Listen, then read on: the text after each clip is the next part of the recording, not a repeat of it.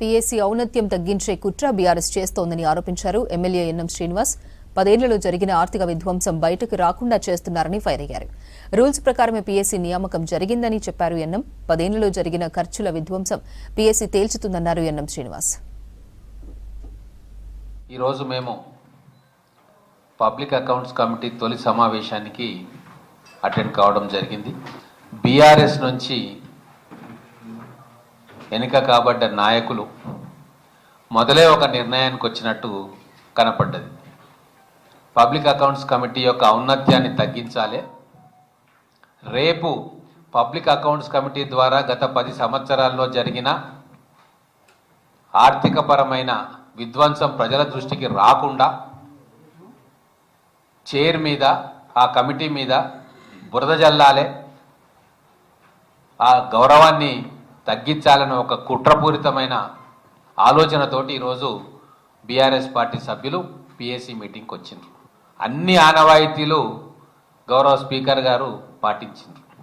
ప్రతిపక్ష పార్టీగా ఆ రోజు కాంగ్రెస్ పార్టీ ఉంటే వారికి కాకుండా ఆ రోజు అక్బరుద్దీన్ ఓవైసీ గారికి పీఏసీ చైర్మన్ ఇచ్చిన విషయం మనందరికీ తెలుసు.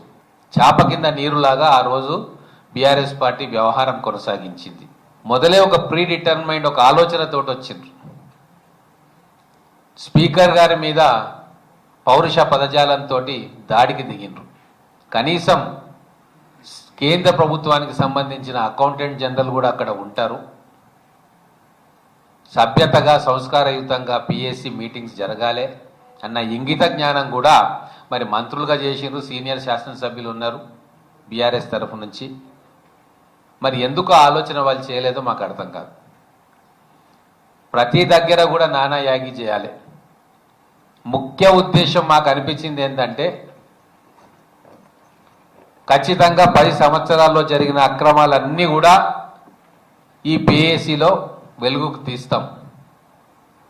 ఇరిగేషన్ విషయంలో కావచ్చు, అర్బన్ డెవలప్మెంట్ విషయంలో కావచ్చు, హెల్త్ విషయంలో కావచ్చు, ఎడ్యుకేషన్ విషయంలో కావచ్చు, ఎన్ని రకాలుగా నిధుల దుర్వినియోగమైనాయో ఖచ్చితంగా ఈ పబ్లిక్ అకౌంట్స్ కమిటీ తేలుస్తుంది. ప్రజలు కూడా అదే కోరుకున్నారు. 10 సంవత్సరాల్లో జరిగిన విధ్వంసకరమైన పరిపాలనకు ఎంత రాష్ట్రం నష్టపోయింది, భావి తరాలు నష్టపోయినాయి అన్న లెక్కలు తేల్చాల్సిన అవసరం ఉందని భావించే ప్రజలు ఈరోజు పారదర్శకమైన పరిపాలనకు కాంగ్రెస్ పార్టీని ఎన్నుకున్నారు.